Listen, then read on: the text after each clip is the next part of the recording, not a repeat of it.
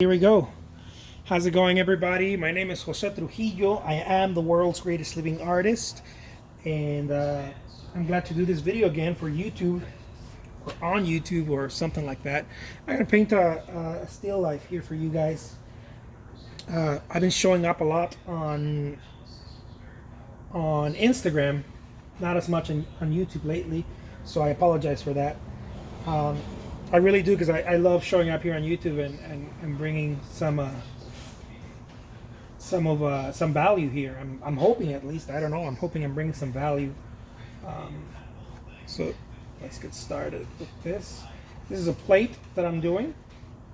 Okay, it's just a plate. And some of the stuff that I paint, some people have asked me, like, man, some of the stuff you paint is so strange. It defies the laws of physics. that's a good way of putting it. It really does, and I believe that if it looks like a photograph, or if you're just trying to mimic something, that's awesome. I mean, I love realism, but it's not, for me. It's not fun. For me, it's not fun. When you paint something a bit more expressionist, a little bit more abstract, maybe even if you're just painting something a bit more impressionistic, Cézanne-ish, you're not playing with different stuff. You're playing with breaking composition rules. You might be playing with breaking molds of, not necessarily like you're the first one doing it, but now you're playing with those kinds of things. You're breaking certain molds. That the whole idea of where light is hitting something and how it bounces back and all of that. You're playing with both a level of realism and also imagination and all kinds of interesting things.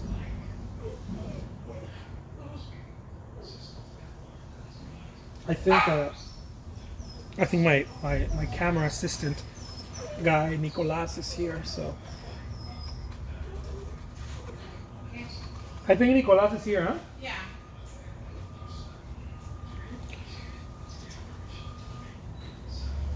Good. Maybe Nicolas can hold the camera while I'm doing this.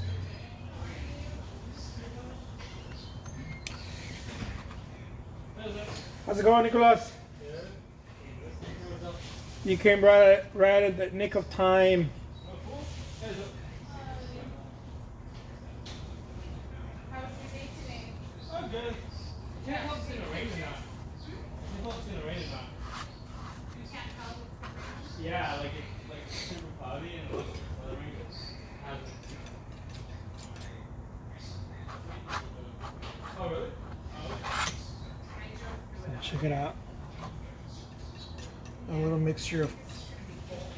Oh. I know you're not.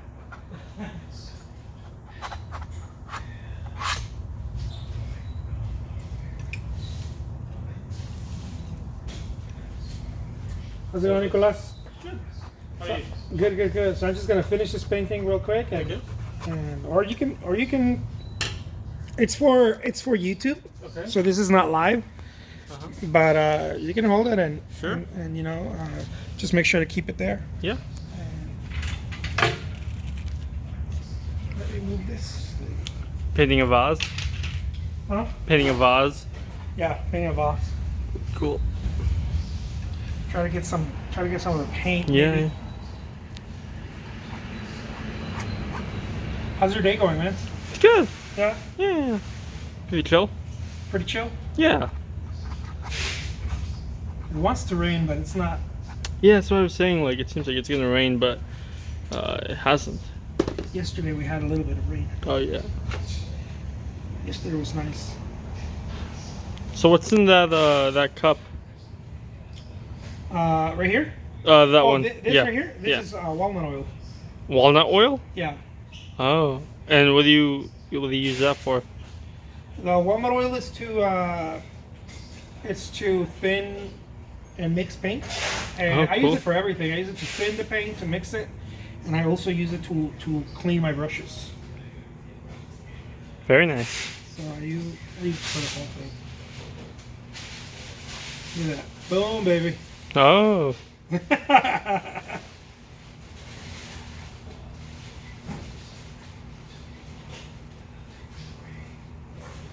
Check it out. Boom. So this one I'm doing it for YouTube, since I haven't shown up to YouTube in maybe like a week or so. Yeah.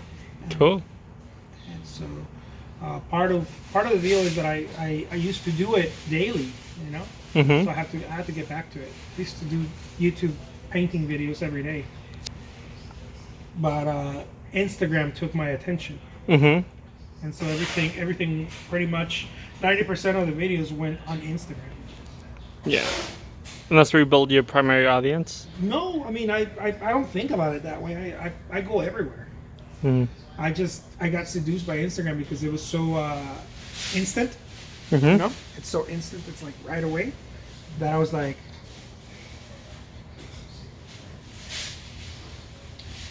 oh. Try to see if you can get some close-ups in there. Sure.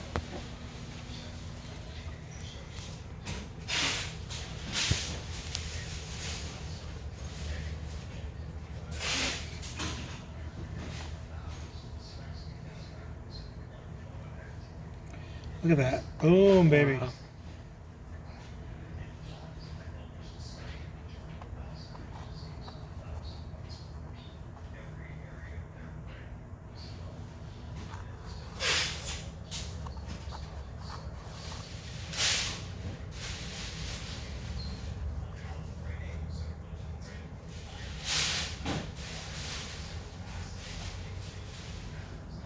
A little bit more impasto-ish.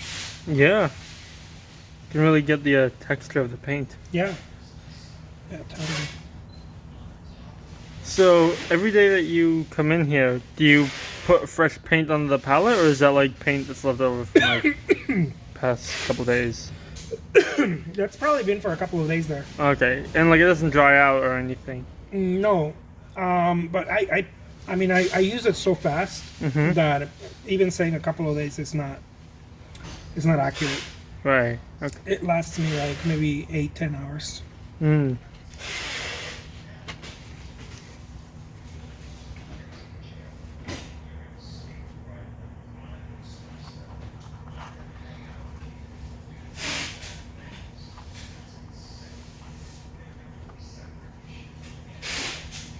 So the whole thing when I'm painting is I'm trying to keep everything dynamic, Mhm. and it's not really something that I'm thinking about. It's just it just kind of happens. Mhm. So I don't keep the same brush stroke. I change it. I move the brush. I do this, and I don't know. At this point, I feel like that's just I can't escape it. That's just the way that I paint. Maybe I did it too much, Mhm. where I can't escape it anymore. Not that I'm trying to escape it, but you know, like some artists say, you have to experiment. Mhm. I'm kind of tired of experimenting. So now it's like I'm just trying to. I'm not trying to do the same thing. I'm just trying to get the work done. Mhm. You know, as opposed to probably my first 7 years being a full-time artist, everything was experimenting. You know, just Yeah. about every day was some new experiment that I was doing. And now I'm at a place where I'm like, okay, maybe you can stop experimenting now, consciously. Maybe I'm gonna keep doing it subconsciously, Right. but consciously, you know, stop trying to experiment and get some shit done now.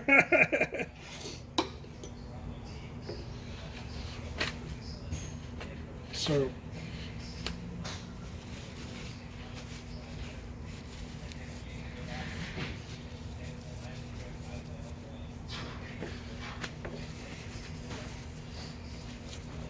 So now what I'm going to do is I'm going to take some red. I've been wanting to use this red right here with magenta.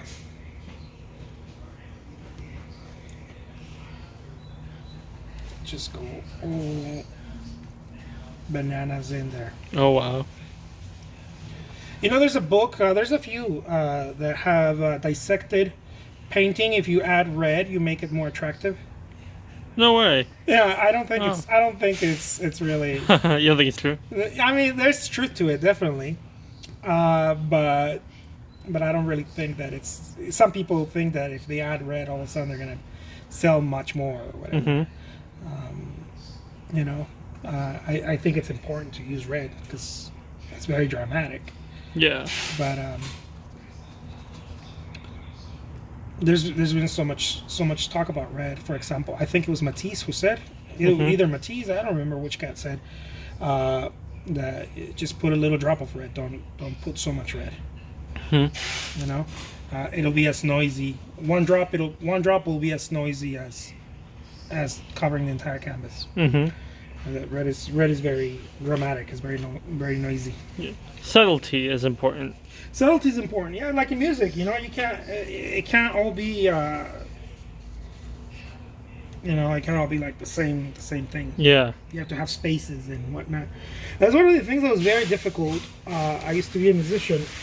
It's very difficult for most of young musicians to grasp, to be able to go in and out of a song or you know, depending on what you're playing, especially for like guitarists. Mm-hmm. Because guitarists, we tend to have a bit more technology Mm-hmm.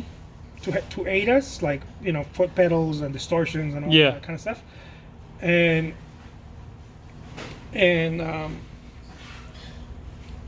learning how to not balance it, but how to be in it without overpowering the song. You know, not necessarily balancing it, because I'm not much into the whole balance thing. I think that happens when you do things naturally. It happens by itself. But learning how to not overpower something, and yet be fully there. I know it sounds kind of Yoda-ish. Mm-hmm. George Harrison is a good example of a guitarist that knows how to do that well. And I mean all the other guys, you know, all the other guitarists that.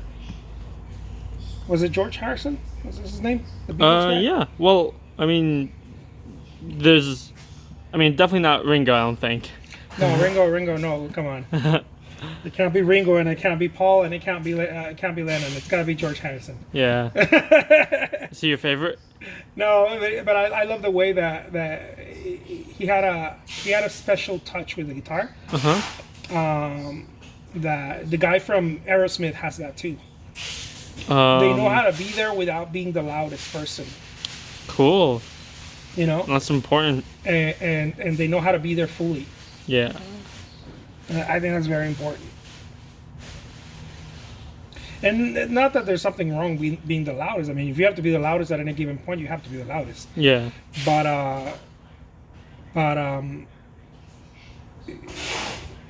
it's almost orchestral the way they play. Yeah. Like they know when to go in and out without overpowering anything, Mm-hmm. so that you're able to savor it. You know. Yeah. So that it's something that you can taste and you can be like, that's good. I like that. So if there's red, there has to be green, right? Mm-hmm. There it is. Let me sign that.